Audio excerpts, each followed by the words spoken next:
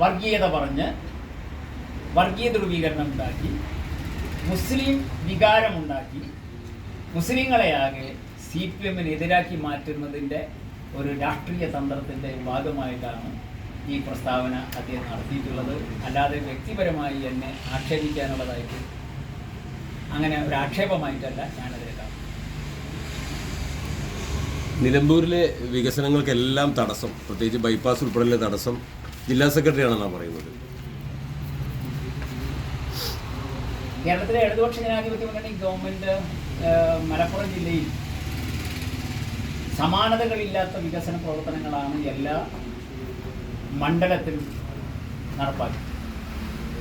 ആദ്യത്തെ ഒന്നാം ടേം ഒരുപാട് പ്രൊജക്റ്റുകൾ രാഷ്ട്രീയ പ്രതിപക്ഷമാണോ ഭരണപക്ഷമാണോ നോക്കാതെ എല്ലാ മണ്ഡലങ്ങളിലേക്കും പുതിയ ഒരുപാട് പ്രൊജക്റ്റുകൾ, സ്വപ്ന പദ്ധതികൾ പണ്ട് ആഗ്രഹമായി കഴിഞ്ഞ പലതും അനുവദിച്ചു.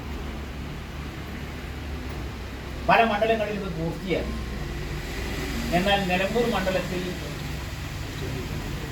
വേഗതയിൽ ഇത്തരം പ്രൊജക്റ്റുകൾ പൂർത്തീകരിക്കുന്ന പ്രവർത്തനം നടന്നിട്ടില്ല. അതിലാരാണ് ഉത്തരവാദി? MLA-യുടെ നിരന്തരമായ ഇടപെടലുണ്ടെങ്കിൽ MLA-മാരുടെ പണി എന്താ? ഇവിടെയുള്ള 16 MLA-മാരിൽ അൻവർ ഒഴികെയുള്ള 15 MLA-മാരും നിരന്തരം അവരുടെ മണ്ഡലത്തിലെ വികസന പ്രവർത്തനങ്ങൾ അവിടെ പൂർത്തിയാക്കേണ്ട പ്രൊജക്റ്റുകൾ പൂർത്തിയാക്കുന്നതിന് വേണ്ടി നിരന്തരം ഇടപെടുന്ന നമ്മൾ കാണുന്നുണ്ട്. മന്ത്രിമാരെ സമീപിക്കുന്നു, മന്ത്രിമാരെ കൊണ്ട് യോഗങ്ങൾ വിളിപ്പിക്കുന്നു, ബന്ധപ്പെട്ട ഉദ്യോഗസ്ഥന്മാരുടെ. അതുപോലെ MLA-മാർ തന്നെ ബന്ധപ്പെട്ട ഉദ്യോഗസ്ഥന്മാരെ യോഗം വിളിക്കുന്നു, കാര്യങ്ങളിൽ ഇടപെടുന്നു, നിരന്തരമായി ഇടപെടുന്നുണ്ട്.